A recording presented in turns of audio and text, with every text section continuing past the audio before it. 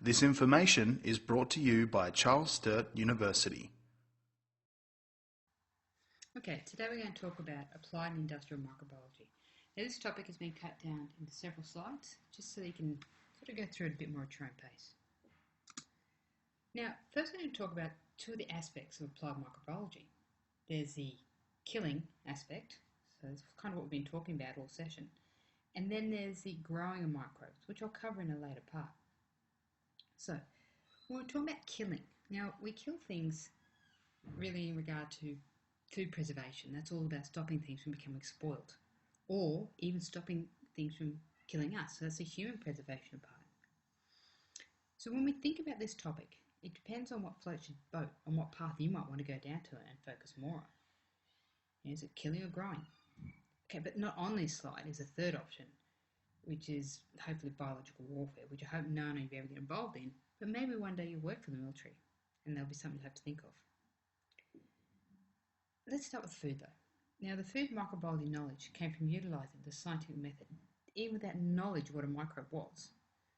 Commonly kind of known as trial and error and learning from failures. See, people observe things like dry grain didn't go off or spoil compared to grain that stayed in moist areas. So through trial and error, they developed means to store grain longer and thus feed more people. This enabled larger populations to grow. Similarly, the impact of salt. Salt is a major food preservative because of its antimicrobial agents, and that enabled people to go on much longer voyages to far-flung lands like Australia in the 1700s. Perhaps similar technology and things will help us get to Pluto many centuries from now. When you think of the human preservation aspect, think of the number of individuals that packaged food reaches after it leaves the factory. With global shipping, it can get started off in a factory in Amsterdam with cookies and end up in my cupboard here in Australia. Also, even think about the impact of how food is treated at your local cafe. There have been some major recalls of packaged food in the past 12 months, from lettuce to berries, even meat. So the killing aims of preservation, as I mentioned, are both to prevent spoilage and prevent growth and transmission of pathogenic organisms. So some of the key learning objectives. We're going to look at how food was preserved before industrial canning and refrigeration. So I've already mentioned salt. Why we preserve food. A funky thing called HACCP. Then we'll look at canning, the concept of commercial versus complete sterilisation. We'll look at the many different types of spoilage that can occur, and then the packaging and other methods. A key component of this needs to be that you understand all of these points by the end of this lecture, and use these learning objectives as your guide to study. So some traditional food preservation techniques before canning and refrigeration, which we use commonly now, are things like drying, osmotic pressure and fermentation. Seems very simple. So drying, that removes water. So we know already from your ideas of metabolism organisms that water is nearby all microbes. So by drying it out and having dry things, you're not going to have contamination. You think of the dried food that you might have for camping. Osmotic pressure, okay, commonly known as adding salt and sugar. So it can inhibit them from growing because it just bursts them or swells them. So really, funnily enough, the current global addiction to salt and sugar is actually an addiction to food preservation. Fermentation, where they add alcohol and acid that inhibits many microbes, the very vinegary taste of some of the fermented foods that we have now, like sauerkraut and kimchi and so on. Interestingly, different ways of doing fermentation have arisen in different cultures over time. So drying, some of the common things that you'd normally have in your cupboard that use drying as a way of storing it. Flour, okay, a staple. People have been using flour as a currency for many years, okay, and it's something that's easily stored. You think about the inventory of the explorers that went across the Australian lands. There's always bags and bags of flour, okay. The ships that went had bags and bags of flour. As long as you kept it dry, it was okay. Coconut, desiccated coconut, and instant noodles. Where would students be without their instant noodles? You can do a little experiment if you like. You can grab a cheap packet of instant noodles, 2 of them. Just put a few drops of water in one and leave the other one as is, and just keep going back to it in a cupboard or somewhere every few days and take photos and see exactly how the difference in just a little bit of moisture. You can try a few different packets if you like and do different levels of moisture. What different types of moisture have as an impact on that. So, of course, when we talk about salt and sugar, Vegemite, as any newcomer to Australia will tell you, is really, really salty. Nothing grows in that stuff. But again, that is helping to stay. Jams, if they're stored really well and the container's clean, you'll find hardly anything will grow because of the high salt content, or sugar content, sorry. And dried fruit. Now, fermentation. Now, this is very interesting when you think about how it's arisen in many different cultures. But what I like is that these pickles on the right, okay, these are recovered from a steamboat that was sunk in 1856 in the Missouri River near Kansas in the US. Now, the steamboat was actually swallowed into the mud, as you like, but it wasn't recovered until 1987, so it's about 150 years later. And these pickles were still found to be fresh tasting. Now, this wasn't a university activity, as there's no way you could have got ethics to taste it. This just shows you, as a food preservation method, the person who pickled these must have been a hell of a good pickler, because they survived all that time. And in this case, like many others, they were used in shipping and for transporting food from one place to another as part of a commerce. So as I mentioned, that preservation allows food to be stored and avoid foodborne diseases. So, and of course we know two different ways we get food poisoning from the earlier lectures is by the infection. So the infection means we actually have the organism that we ingest in some way, or intoxication. That's when we take in the toxin, which is a tricky one because the organism that caused it may have been long gone, but the toxin's still there. So, some notable cases over the years. You can see some of the key things that have caused it, like listeriosis. Listeria contamination has been so prevalent at times that it's still, I think, noted for pregnant women because it can really affect the unborn fetus, to avoid soft cheeses where it is very common. So, and salmonella has been on beef, has been on berries, it's been involved in a lot of recalls. So there's a couple of choices with management of contamination in food. You could go the epidemiological based route and use detective techniques with some DNA analysis to track down the source of outbreaks, and maybe even a few of the deaths. You find the source, the cause, and you work to prevent it happening again. This does happen, and well, it could be an interesting job in some ways. But can you imagine the carnage if we actually relied on this reaction-based response for everything? So what we actually do is we rely on more proactive activities. So just like in the lab where we use a risk assessment-based approach to experiments to ensure that our practice and procedures involved are safe, sound and reasonable. The same is done in food production. So the practice and procedures are designed to minimise the chance of contamination at the steps that seem to be relevant. Okay, so the system that we're talking about is HACCP. Even the name suggests the action. Now, I want you to press pause for a minute. Go on. Well, I could wait till I finish telling you why. Because I want you to write down the steps you take to make a sandwich. With a guesstimation of what HACCP might mean, think of the steps you would take following the system. Think of those critical control points that you might have to consider and what you might do about it. Okay, if you never eat or make sandwiches, think of some other food item that you would make in your kitchen that's simple, with about 3 ingredients. Okay, now press pause.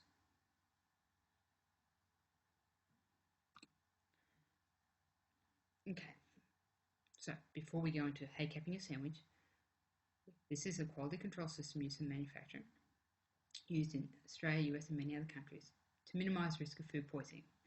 So you identify the hazard, you look at steps in the chain where they could come in, you think of what the tolerance points are. Yeah, you could put everyone in a really cold freezer, but that's probably overdoing it. And then there's that monitoring bit. So it's not just that you set something up and then say, right, we're done, we could. You have to keep monitoring because things can and do go wrong. Equipment wears down. People get a little bit lackadaisy. Okay, so monitoring and testing is a critical component of this. Okay, let's get your sandwich. Okay, so now you know. Let's apply it to a sandwich. So using your micro knowledge today, you can see the temperature of things and hence the likelihood of promoting growth. Okay, so You also think of what substances you use to clean the surface. Are you just quickly wiping and de-germing, or are you concerned there might be something there and you put a disinfecting agent down and you've let it stay there for long enough to actually act? Also, you need to consider the person you're feeding and your role as a source of contamination. Now, I was acutely aware of this as someone fortunate enough to have known many elder relatives, so I had to think about susceptibility of the population. Whilst I might have followed the 3-second rule if I dropped something on the ground, I wouldn't have done that for the elderly people I was with.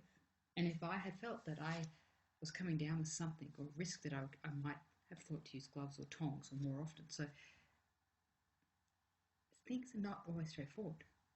So sometimes you have to think of HACCP also who you're serving. So if they were making food perhaps for a hospital, for a hospice or a maternity ward, you might be thinking a little bit more about susceptibility of the people you're serving.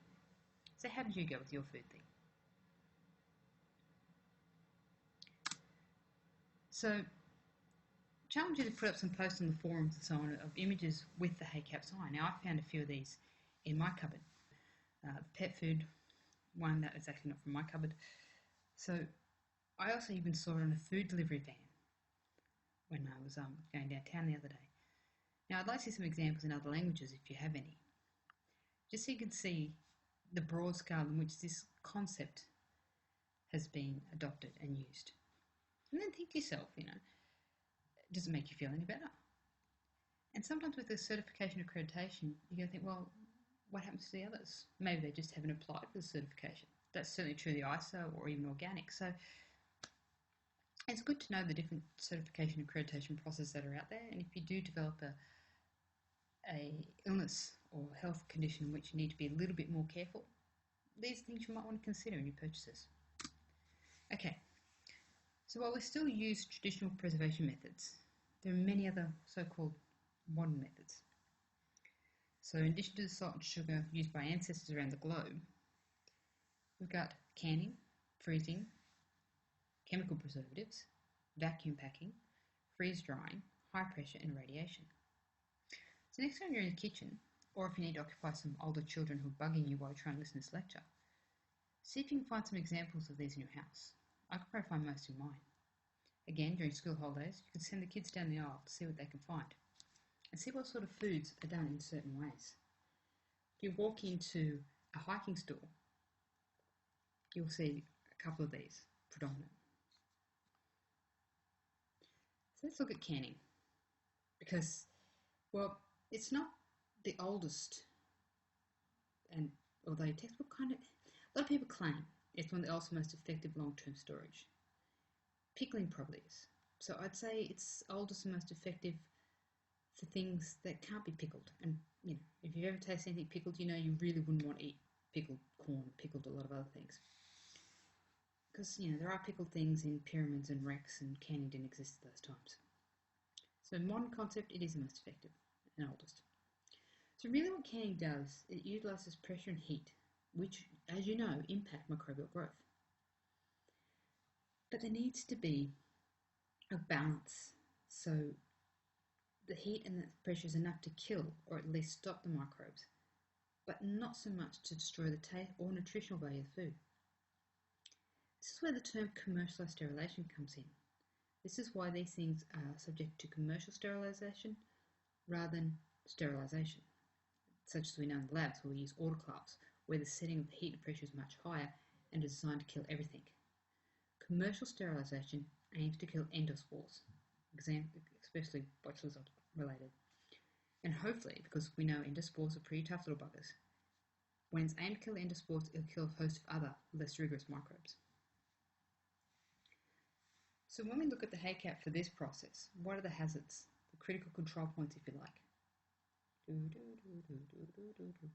Yep, the water that's used in the steam, the storage temperature, the food you're putting in and how it was prepared in the first place, and the cans, the container in the situation. Probably not putting them in the box, because hopefully by the time things go in the box with canning, everything's sealed and fine. You could, throw a bag of dirt over there and it should be okay. So here's a picture of a commercial canning retort, and you can see how this person is wearing protective gear, so it's stopping the human contamination aspect. You can see how shiny everything is, okay, so keeping the place clean the inch of its life, again to stop other things blowing in and easily coming up. So I mentioned the idea of the can as being an issue. Now, see how there's a bit of a seam, okay, in different ways, and there's a sealing compound. So these are things that can go wrong, because you can imagine that internal pressure would act on that seam. So that's when the cans explode. But what's the possible causes of internal pressure that cause some cans to explode? And what if the sealing compound is faulty and you have a bad batch of cans? Well, in 1963, 2 women in the USA died as a result in tuna that was found to be packaged in faulty cans. And actually, when they looked, 0.5% of the cans used by the particular factory in a 6-month period were faulty. Similarly, in the UK in 1978 and other countries, there have been a lot of deaths, particularly when fish has been involved, and it's all been traced back to faulty cans. So we can think that over time, the number of canned products that are produced, it can be a bit of an issue if you do have a faulty batch. So as I already mentioned, the main aim of commercial sterilisation is to destroy Clostridium botulinum endospores. And you're getting to 12D, so you get 12 decimal reduction. So again, you're not sterilising totally, as some things will be left. But sometimes there's even a bigger problem, well, not big if you like, is that there are some things that are thermophilic anaerobic, i.e. they're going to still live in there. They're going to survive the heat and pressure. Now these can cause spoilage with gas, or they call flat cell spoilage. Because they're thermophilic, they like heat. So if the cans are stored inappropriately, think within a car, a hot car in the Australian sunshine, on the back of the shed, so temperatures getting above 50, these thermophilic things are going to suddenly start growing. And they're going to start producing a gas, and that can lead to exploding cans. So, although under properly packaged conditions and maintained properly, that won't happen, it can happen, because it's not full sterilisation. So this gives you the idea of when the endospores can survive. So thermophilic anaerobic spoilage, they're survived, and they're swollen because they produced a gas, and that's exactly what Clostridium does.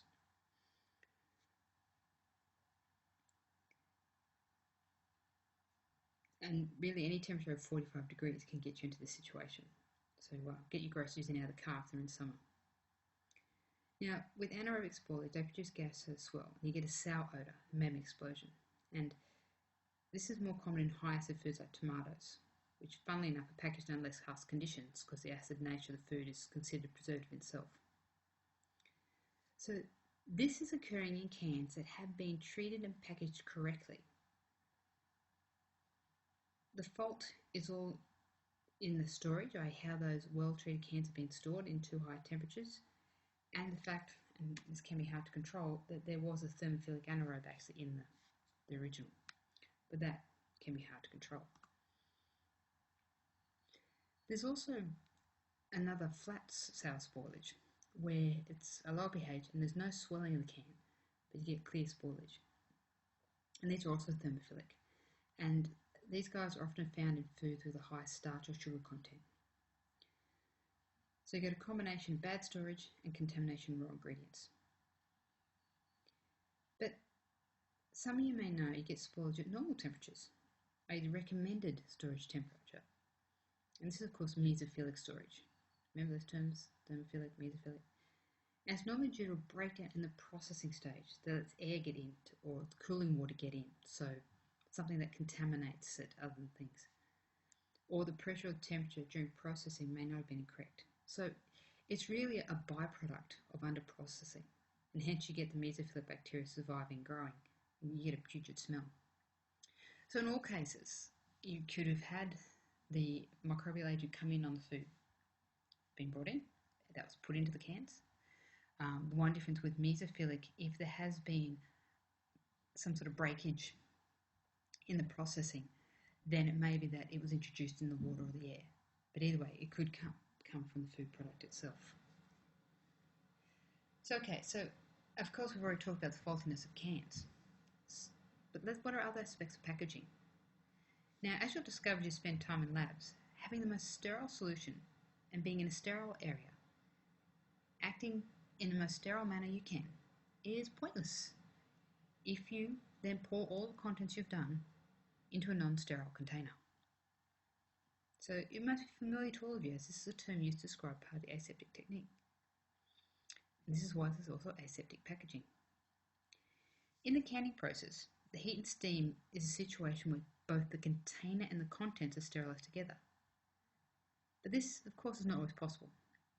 So the packaging needs to be sterilized separate for use later. And sometimes even at different factories. So think HACCP. Can you think of a possible issue that might be associated with this aspect? Yes, storage and transport of the package. So to prevent contamination before you get to the factory and the food source. Also, the space where the food is subsequently packaged in the containers. So you got to have a lot of places where you got to have good processes involved. The making of the packages, the sterilizing of the packages, the transport of the packages, and the packing of the products into the package. It's wonder more doesn't go wrong when you think about this deeply. So depending on the nature of the packaging, there are several sterilizing methods. They can use hot hydrogen peroxide, UV light, pretty good for things that are paper-based, superheating, steam, high oven temperatures, and high energy electrons. So, go back to your food in your cupboard or your fridge. Everything in there has gone through three aspects of safety for you. The packaging has been sterilised and had to stay sterile until the food was added. There's a level of commercial sterilisation of the item. For example, juices, tofu, soy milk. They had to be effective, i.e. the right temperature and the use of the right equipment. Third, the space in which it all occurred, where the packaging and the item came together. And that includes people and maintenance. Now, of course, not all food stuff is packaged or prepared, thinking with commercialised sterilisation. But it's key for things designed to have a long shelf life. Surprisingly, there's less consideration of sterility of space in a meat processing plant than you might expect, having worked at one. Because again, that's a product that's normally not for long-term packaging. So what do we do in such cases? Well, ionizing radiation. This is perhaps the most controversial. And I think really that's due to lack of adequate community understanding of risks and the negative association with radioactive warfare. Now, what happens is relatively low doses of electrons, which act to inhibit DNA synthesis. So when you hear this, what's the first thing you think? Yeah, lots of things have DNA.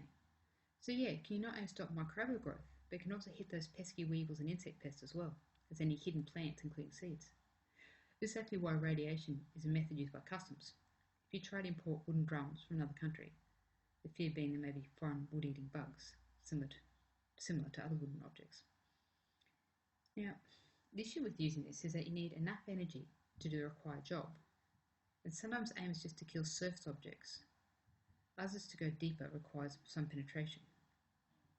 But need not have so much that you activate the electrons of the object being treated. Glow-in-the-dark apples are not going to be great for PR. Now, what they use is a high-energy electron accelerator to push the electrons through.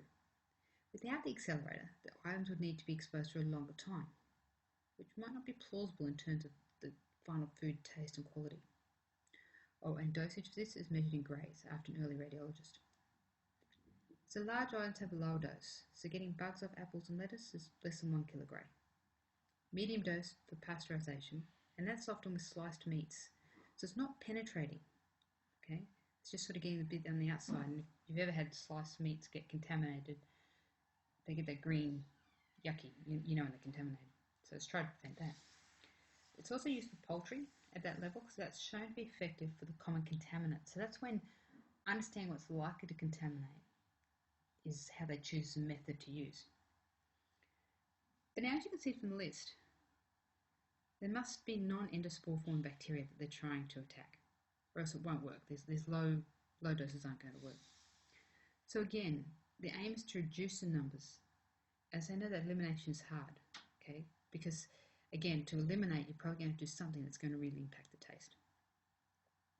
Now, the high dose of sterilization would be ideal, and it's used particularly for spices, as they're found to have up to 1 million bacteria, non-pathogenic per gram. I know, that scared me too. Now, lack of sterilisation and occasional low load is okay for most. Okay, we can handle a few bugs here and there, most of us. But for those who cannot,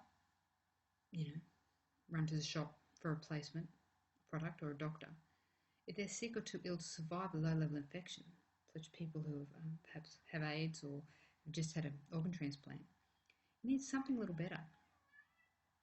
So they have a system for astronauts as one thing, food preparation, which is designed to sterilised. Because, well, when you think about it, maybe you don't really, is that food poisoning in zero gravity is not worth thinking about for astronauts and the others that are in there with them. Okay, so then they really do need sterilisation. And similar systems of high energy are used for immune-compromised patients.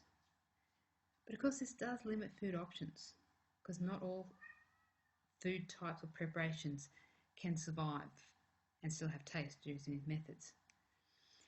But NASA have helped pioneer a lot of freeze-dried options as well to get around this, and a lot of the radiation has improved over time. And you can see that when you go into any hiking store and you can see the different flavours that have improved. You ask someone 10 years ago versus now, and if you dig deep enough, you'll probably find NASA behind some of the ability for you to have better tasting camping food. So the system they use for the astronauts and for the compromise is a gamma rays. And see, the thing that gamma rays do, that the other ionizing radiation doesn't do, is that it actually penetrates the object and has a longer exposure. Similarly, this is a method used to sterilise medical devices, like artificial hearts and joints. So a way of combating hospital-acquired infections. Here's a bit of a class challenge. You may or may not up to it. Find a food item with a symbol that indicates it's been treated by radiation. Identify 2 reasons people have given for not wanting to eat foods treated by radiation. You're at the pub on the weekend, you're sitting around with friends having coffee, you want something different to talk about, try this. And think about, are their concerns justified by science, as far as we currently know? Share your ideas on the forum or post pics of the packaging and just let us know. Okay, do I eat radiated food? Actually, I prefer it to some of the chemically treated foods stored in plastic and covered in antimicrobial agents. So yeah, no, I don't have a problem with it. Another one we're going to talk about other than that is high pressure. Now, it's considered natural, as it doesn't involve chemicals. But then, of course, neither does canning. That's also pressure, and neither does radiation. But, well, excited electrons are not seen as natural. This method is considered to be the best for combining antimicrobial needs with maintaining food colour and taste. Well, something I'd argue is also possible with radiation, but But basically it's squishing the guts out of the microbe. So you place a pre-packaged food in a tank of very, very high pressure. Now, of course, it's non-specific. It will kill all pathogens, as well as the microbes that might cause food storage. Now, of course, it's probably not recommended for things like delicate fruit, unless you're trying a new way of making raisins. So that was just a quick part 1 of this. Remembering, go back and see of all these learning objectives you can do. And when you're ready, jump in, we'll do part 2.